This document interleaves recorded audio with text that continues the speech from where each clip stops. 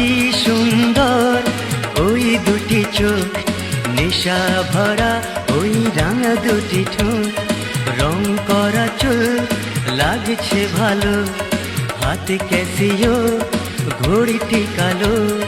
জানি না কখন এই মনটি চুরি করেছে সেই মেয়েটি।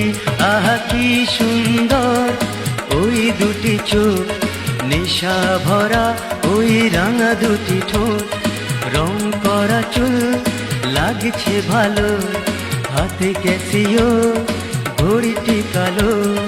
জানি না